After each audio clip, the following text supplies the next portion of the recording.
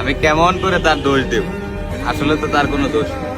এত কিছুর পরও আমি তাকে ভালোবেসে যাই। সে আমার এত অবহেলা করে, তারপরও আমি তারে ভালোবাসি। এত মানুষ থাকতে তার পিছে আমি এগিয়ে, তারপরও তারে আমি কোনো সময় বোঝাইতে পারি না যে আমি তারে ভালোবাসি। সে আমার ফিলিংসটা মানে বুঝলোই না কোনো সময়, আমার ফিলিংসটাই বুঝলো না।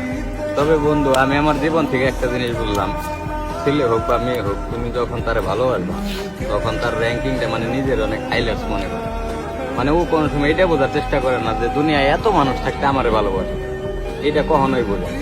মানে ওই ভালোবাসাটা উল্টায় না, মানে আমি সেরা বা আমি একবার অনেক সুন্দরী এই হিসাবে না।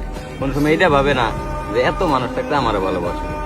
ভালোবাসা বন্ধু অন্যরকম জিনিস, সবার দিকে তো আসে। তার দিকে তাকালেই মনে করো শান্তি, তার মুখটা দেখলেই শান্তি, কিন্তু এই ফিলিংসটা আমি কোনোদিন তারে বোঝাইতে পারি না। এত অবহেলা করছে মনে করো, তারপর আমি হের পিছিয়ে করি।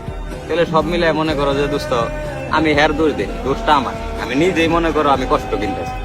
এই কষ্ট মনে করো একতরফা ভালোবাসার যে কষ্ট, এই কষ্টটা বন্ধু যে মনে করো এটার মানে এই পরিস্থিতির শিকার হয়েছে, একমাত্র ওই জানে যে কষ্টটা কিরকম।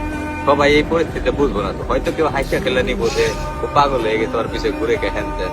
আসলে যে মনে করো এই ফিলিংসটা বুঝছে, যে কাউরে মন থেকে ভালোবাসছে, ওই বুঝে যে জিনিসটার যন্ত্রণা বা জ্বালাটা কত।